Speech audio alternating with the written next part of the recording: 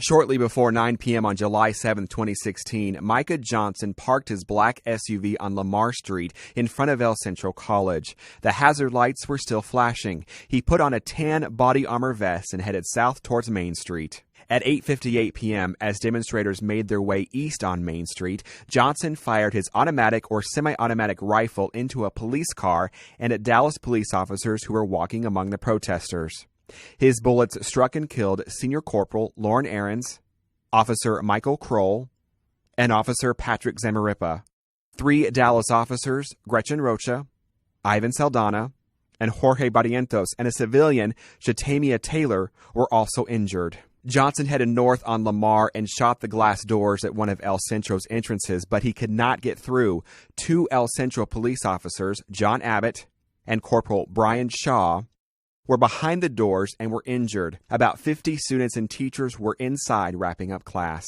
Johnson continued north and sneaked up on DART officer Brent Thompson, fatally shooting him from behind as the officer peered around a pillar. Johnson continued to fire after Thompson fell to the ground. Abbott then left the building to help Thompson. Johnson turned onto Elm Street and shot his way into El Centro through glass doors. About 15 minutes had passed since the first shot. Johnson was injured at some point, and law enforcement officials followed his bloody trail inside the building. Johnson went up the stairs and through the library on the second floor. Despite his injuries, Shaw followed Johnson into the stairwell, and Johnson shot at him. Shaw retreated but remained in the building. On the second floor, Johnson went through the library and into a hallway. Johnson wrote the letters RB in 2 places inside the building in his own blood. Through a window on the north side of the building, Johnson fired down at police officers on Elm Street.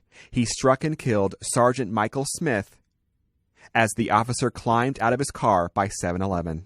DART officer Jesus Reitana was shot in the triceps while he worked near the DART West End station. A bullet also pierced his police radio. Johnson was holed up in an alcove at the end of a crooked hallway in the center of the building. Law enforcement did not have a clear line of sight on him. An hours-long standoff ended around 1:30 a.m. July 8th when Dallas Police Chief David Brown ordered 2 officers to arm a remote control robot with C4. The officer sent the robot down a separate narrow hallway toward Johnson.